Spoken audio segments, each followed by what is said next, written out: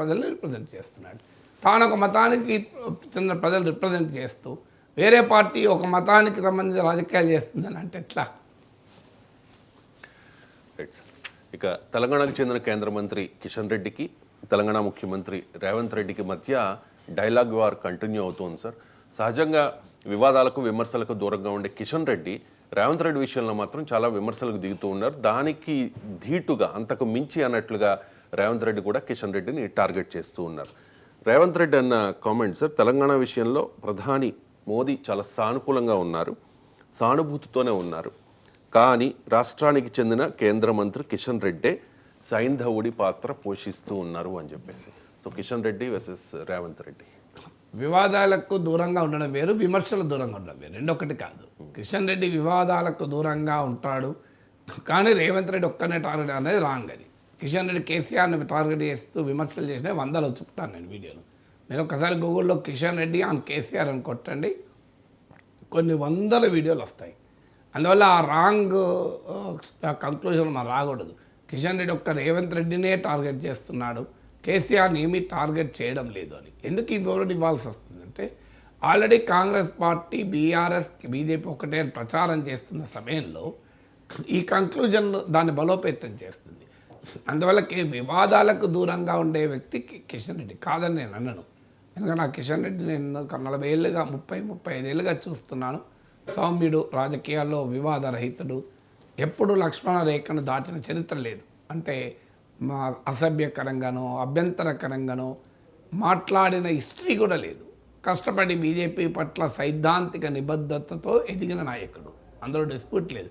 నేను ఆయన గెలిచినప్పుడు ఒక వీడియో కూడా పెట్టాను, కృషి ఉంటే కిషన్ రెడ్డి అవుతారు అని. దాదాపు 3 లక్షలకు పైగా చూశారు. నాకు వ్యక్తిగతంగా కూడా తెలుసు, ఎందుకంటే నేను ఎమ్మెల్యే క్వార్టర్స్లో 6 ఏళ్ళు ఉన్నప్పుడు ఎమ్మెల్సీగా మా పక్క క్వార్టర్ ఆయన ఆఫీసు. నేను బుర్కాలు వేసుకున్న ముస్లిం మహిళలకు కూడా ఆయన ఆఫీస్కి వచ్చి ఎమ్మెల్యేతో పనులుంటే నేను అడిగేవాడిని కూడా, క్యా కిధర్ ఆయా అంటే ఎమ్మెల్యే సాబ్ కిషన్ రెడ్డి ఓ బీజేపీ అయినా ఆప్కో భీ కర్తే క్యా అని కూడా అడిగేవాడిని. హాజీ ఓ ఐసా నహీ దేఖ్తే, సో ఇన్సాన్కో దేఖ్తే, ఆయన మానవత్వం చూస్తాడు, ఎవరికి న్యాయం ఉందని చూస్తాడు తప్ప ఆయన అట్లా చూడడు. ऐसा नहीं देखते हिंदू मुस्लिम बोल के, सब लोगों को करते, जो जिसको ఎవరికి అవసరం అంటే వాళ్ళకి చేస్తాడని అంబర్పేట మహిళలు చెప్పేవాళ్ళు. ఎందుకు నేను ఇది చెప్తున్నా అంటే ఐ న్యూ హిమ్ పర్సనల్లీ కనుక. అందువల్ల కిషన్ రెడ్డి వివాదాలకు అతీతుడు అనే దాంట్లో డిస్ప్యూటే లేదు, దాంట్లో అనుమానం. అందుకే బీజేపీ బండి సంజయ్ని మార్చాలి అని ఈటల రాజేందర్ నాయకత్వంలో పెద్ద క్యాంపెయిన్ నడిచినప్పుడు రాజస్థానం ఆ క్యాంపెయిన్కు తలవగ్గి మా బండి సంజయ్ని అధ్యక్ష పదవి నుంచి తొలగించినప్పుడు మా ఈటల రాజేందర్ని చేయకుండా కిషన్ రెడ్డిని చేయడంలో ఉద్దేశం అదే. ఎందుకంటే బీజేపీ జాతీయ నాయకత్వానికి తెలుసు కిషన్ రెడ్డి అయితే వివాదాలకు దూరంగా ఉంటాడు, ఏమైనా ఉంటే ఆయన ఇట్లా చేస్తే బాగుండు అట్లా చేస్తే బాగుండు అంటారు తప్ప ఇలా ఎందుకు చేశారు కిషన్ రెడ్డిని ఎవరు విమర్శించరు. సో అది నిజమే. కానీ ఏ రాజకీయ నాయకుడైనా ఎంత వివాదరహితుడైనా తన ప్రత్యర్థుల్ని విమర్శించకుండా ఉండలేడు కూడా. అది కిషన్ రెడ్డి కానీ ఇంకెవరన్నా కానీ రాజకీయాల్లో సాధ్యమే కాదు. అందువల్ల రేవంత్ రెడ్డిని విమర్శిస్తాడు, కేసీఆర్ని విమర్శిస్తూ చాలాసార్లు మాట్లాడాడు. ఇవ్వాలంటే రేవంత్ రెడ్డి వచ్చాడు. 5 ఏళ్ల క్రితం 3 ఏళ్ల క్రితం కిషన్ రెడ్డి ఎవరిని అటాక్ చేశారు? కిషన్ రెడ్డి కేసీఆర్ని అటాక్ చేయకుండా బట్టి విక్రమార్క అటాక్ చేశాడా, ఉత్తమ్ కుమార్ అటాక్ చేశాడా? మీరు కేసీఆర్ ప్రభుత్వంలో ఉన్న సమయంలో కిషన్ రెడ్డి మొత్తం కేసీఆర్ మీద మాట్లాడేవాళ్ళు కదా. అందువల్ల అది రాజకీయాల్లో రేవంత్ రెడ్డి పైనే ఏదో వ్యక్తిగత కక్షతో కిషన్ రెడ్డి మాట్లాడుతున్నాడు, కిషన్ రెడ్డి కేసీఆర్ పైన మాట్లాడాడు అనే అండర్స్టాండింగ్ అనేది కరెక్ట్ కాదు. కిషన్ రెడ్డి బీజేపీకి రాష్ట్ర అధ్యక్షుడు, ఆయనకు రాజకీయ ప్రత్యర్థులు 2, ఒకటి బీఆర్ఎస్, 2 కాంగ్రెస్. కాంగ్రెస్ అధికారంలో ఉంది, ఇప్పుడు Congress number 1 enemy, number 2 enemy BRS. దేశవ్యాప్తంగా కూడా కాంగ్రెస్ బీజేపీకి ఎనిమి. అందువల్ల అనివార్యంగా రేవంత్ రెడ్డి విమర్శిస్తారు. ఇక రేవంత్ రెడ్డి కూడా ఎందుకు విమర్శిస్తారు? ఆయన రేవంత్ రెడ్డి పైన కూడా విమర్శ ఏంటి? ఆయన గతంలో ఏబీవీపీలో పనిచేశాడు, ఆయన ఆర్ఎస్ఎస్కి అనుకూలము, ఆయన ఎన్నడో ఒకసారి కాంగ్రెస్ నుంచి వెళ్ళిపోయి బీజేపీలో కలుస్తాడు. ఇవన్నీ కూడా బీఆర్ఎస్ వాళ్ళు, ఎంఐఎం వాళ్ళు, ఈవెన్ ఓవైసీ లాంటి వాళ్ళు కూడా ఎన్నికల సమయంలో చేశారు, తర్వాత చేశారు.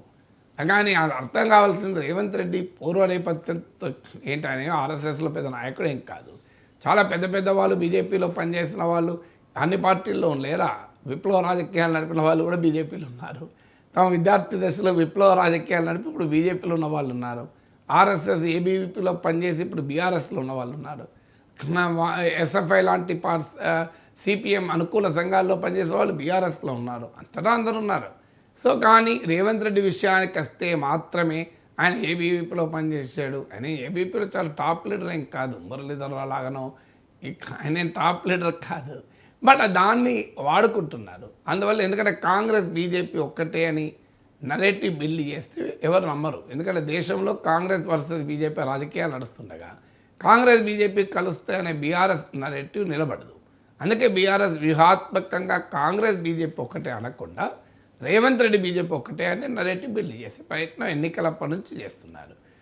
ఎందుకంటే బీఆర్ఎస్ బీజేపీ ఒక్కటే అనే నరేటివ్ను పంక్చర్ చేయాలంటే రేవంత్ రెడ్డి బీజేపీ ఒకటే అన్న నరేటివ్ను బిల్డ్ చేయాలి. అందువల్ల అది బిల్డ్ చేస్తున్నదానికి కౌంటర్గా బీజేపీ పైన విరుచుకబడుతున్నాడు రేవంత్ రెడ్డి. సో కానీ రేవంత్ రెడ్డి అన్నట్లు మోడీ సానుకూలంగా ఉంటే కిషన్ రెడ్డి ఆపుతాడంటే అది మోడీని తగ్గించడం. మోడీ సామర్థ్యం ముందు కిషన్ రెడ్డి ఆగుతాడా? మోడీ ఇవ్వదలుచుకుంటే కిషన్ రెడ్డికి కిషన్ రెడ్డి చెప్పకుండా కూడా ఇస్తాడు. అంత అమాయకుడు కాదు కదా మోడీ.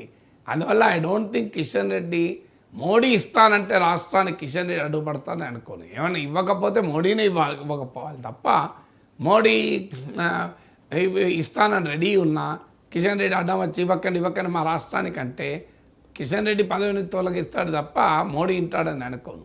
కిషన్ రెడ్డి ఆ పని ఎందుకు చేస్తాడు? ఆయనకు కూడా రాజకీయం ఈ రాష్ట్రంలోనే చేయాలి కదా.